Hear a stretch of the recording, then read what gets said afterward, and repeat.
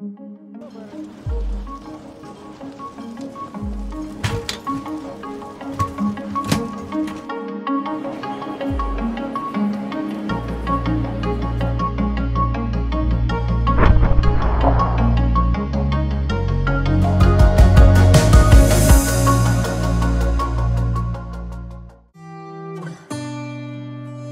la nuit du 9 mars 2021, un incendie a ravagé le site d'OVH Cloud à Strasbourg.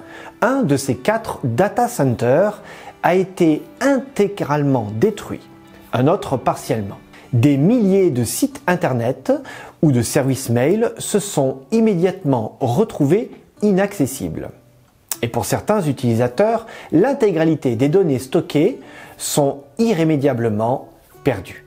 Au total, ce sont 3,6 millions de serveurs HTTP représentant 464 000 noms de domaines qui se sont retrouvés hors ligne. Un petit séisme qui force à s'interroger sur la nécessité de sauvegarder ces données, mais également sur notre dépendance à Internet.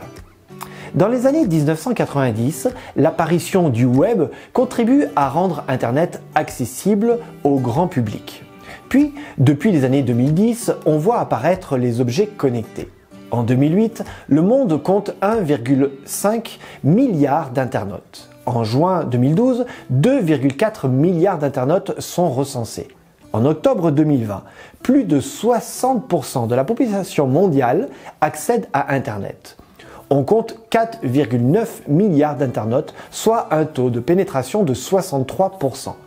On assiste à un bouleversement sans précédent avec Internet depuis l'apparition de l'imprimerie. Internet augmente la capacité des hommes à travailler ensemble de façon plus efficace et plus étendue, comme ce fut le cas avec l'écriture, le charbon et les télécommunications lors de leur apparition. Ce n'est pas une simple révolution technologique, mais un remaniement complet de la manière dont l'humanité appréhende le monde qui l'entoure. Mais il y a aussi là quelque chose de paradoxal. Internet peut être une occasion d'enrichissement personnel et culturel et contribuer à un développement humain authentique et en même temps, il risque de constituer une menace pour le lien social s'il en vient à dispenser les hommes de toute communication directe. On voit ainsi apparaître une réelle dépendance au numérique et à Internet. Car Internet est partout. Notre smartphone qui tient dans notre main devient un objet qui nous connecte à tout, en un instant. On vient à se demander comment on faisait avant, sans avoir cela.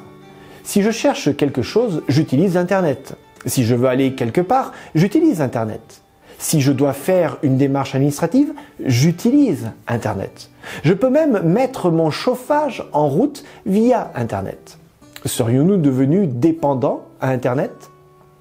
L'hyperconnectivité s'est développée, entraînant avec elle une nouvelle forme d'addiction et un nouveau mot, la nomophobie, c'est-à-dire la peur excessive d'être privé de son téléphone portable ou d'une connexion Internet.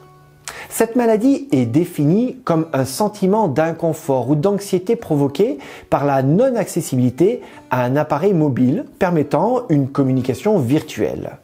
Une récente étude publiée par la revue Cyberpsychologie, Behavior and Societal Networking nous permet d'en savoir plus sur les personnes à risque et sur les techniques pour l'éviter.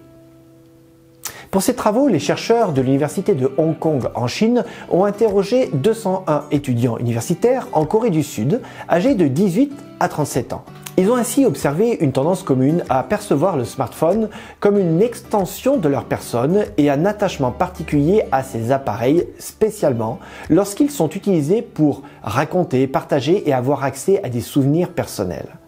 Ces sentiments poussent les utilisateurs à garder leur smartphone avec eux 24 heures sur 24 et peuvent donc provoquer une nomophobie, estiment les auteurs de l'étude. Sous prétexte du progrès, serions-nous devenus des addicts ? Dans notre société occidentale qui a aboli l'esclavage, nous avons créé une nouvelle sorte d'esclavage. Peut-être qu'il est temps pour chacun de nous questionner pour savoir si nous sommes libres par rapport à cela. Comment faire pour ne pas tomber dans cette dépendance ? La Bible nous donne 2 exemples pour entretenir notre liberté. Tout d'abord, suite à sa libération d'Égypte, le peuple d'Israël reçoit de la part de Dieu 10 paroles communément appelées les 10 commandements. Parmi ces paroles, l'une d'entre elles demande de prendre un jour de repos dans la semaine. 6 jours pour travailler, 1 jour pour se reposer. Pour un peuple d'esclaves qui travaillait 7 jours sur 7, c'est extraordinaire. Mais ce texte est très actuel dans une société de consommation et d'hyperconsommation. Qu'est-ce qui marque notre indépendance à cela ? Ici, pour marquer notre liberté, Dieu nous invite à nous reposer 24 heures, à ne plus consommer pendant 24 heures, pour ne pas devenir addict et marquer notre liberté. La Bible nous propose un autre principe de vie avec la dîme. Le principe est de rendre à Dieu 10% de ses revenus en considérant que c'est lui qui nous les donne. Un acte de confiance, mais aussi un moyen pour ne pas devenir dépendant à l'argent. En fait, ces deux exemples nous invitent à mettre des limites, à enlever un peu certaines choses pour ne pas devenir dépendant. Montrer que nous ne sommes pas dépendants en étant capables d'enlever, de faire sans ce qui pourrait nous rendre esclaves. En fait, il s'agit de mettre en place des limites qui libèrent. Voilà un changement de mentalité dans notre société où il nous a été dit qu'il est interdit d'interdire. Alors, comment voulez-vous être libre aujourd'hui ?